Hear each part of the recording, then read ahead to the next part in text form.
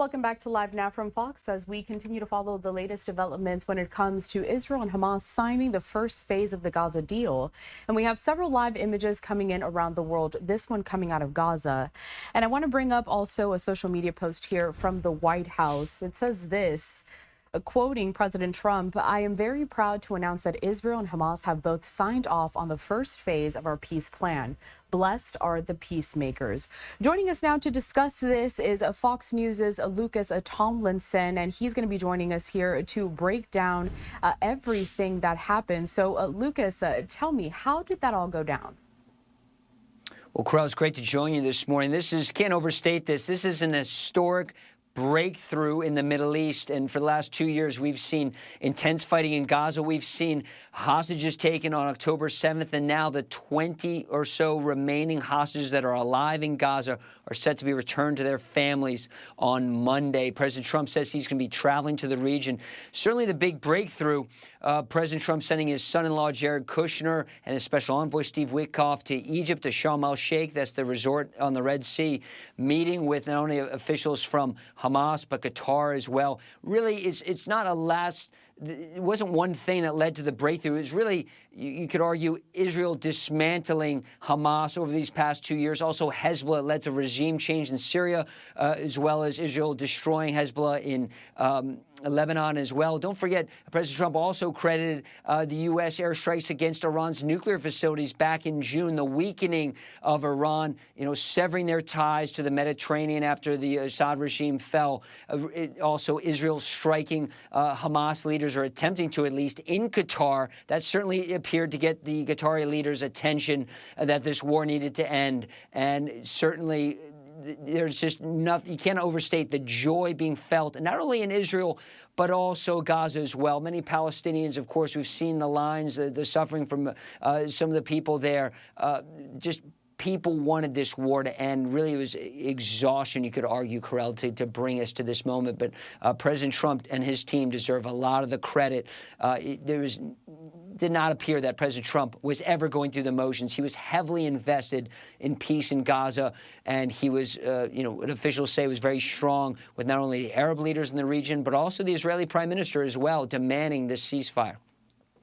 And then, Lucas, I know you can't see from your end, but we have a lot of live images coming out of the Middle East, and we're trying to figure out exactly what's happening on the ground. I'm not sure if you're privy to any of that, whether the fighting has stopped at this moment or things are kind of continuing until officially we begin that hostage exchange. What do you know about that? Officials say the ceasefire is going to begin after the Israeli parliament approves this deal, which actually was at about 5 a.m. Eastern time. So the ceasefire should be in effect starting right now. And part of phase one is the Israeli forces pulling back from the frontline positions in Gaza. Some of those forces will remain in Gaza.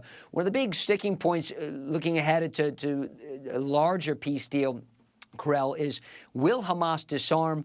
Will they leave their positions of power in Gaza? Will an international peacekeeping force composed primarily of Arab forces go into the region? President Trump says he wants to turn Gaza around. He wants to rebuild Gaza. And, when you travel to Israel and you sit in Tel Aviv, in some of the restaurants, the cafes, you walk the beaches, Gaza is only 40 miles south, the same distance between New York and Baltimore. And you can't imagine something being as different as it is between Gaza and Tel Aviv. President Trump wants to turn Gaza into the next resort, perhaps the Singapore, the Mediterranean, perhaps that's, wishful thinking, certainly right now. The biggest news right now, frankly, is just these hostages coming home. You can only imagine what it's like to endure these brutal conditions over the last 2 years. Some of these hostages might not have seen much of the sunlight in the last 2 years, being kept in underground tunnels, being fed very little. We've heard from other hostages that have been released. They were only given a little bit of pita every day, tortured repeatedly, made fun of, really abused. Many of them, their dignity robbed from them. But certainly for those 20 or so hostages being released, certainly a lot of mental fortitude among those individuals to be able to endure and to keep, your sanity over these past 2 years, to be reunited with their families. We saw President Trump speaking to some of their family members, just a lot of joy. And you've heard these calls for the president to receive the Nobel Peace Prize. And frankly, you've heard a lot of bipartisan support here in Washington for this deal, something we, let's be realistic, don't hear much of these days. Just a joyous occasion right now worldwide. And then finally, Lucas, just one more question for you. President Trump saying he will be traveling to the Middle East, addressing Israel's parliament on Sunday. What are the plans for that? Where's your reporting taking you next? It appears that this will be a very quick visit for the president. Obviously, this is, hastily being arranged. And certainly for security procedures, you're not going to have the commander-in-chief spending too much time in the region. He's there to receive the congratulations from the Israeli people. He certainly wants to address the parliament. They've invited him, the Israeli Prime Minister Benjamin Netanyahu, inviting Trump to speak to his parliament.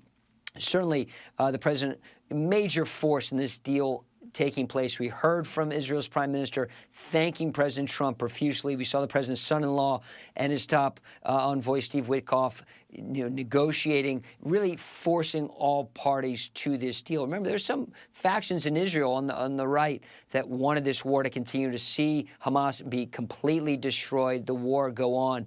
And frankly, that did not appear to be something that many of the Israeli people wanted to see. Certainly not something President Trump and his administration wanted to see.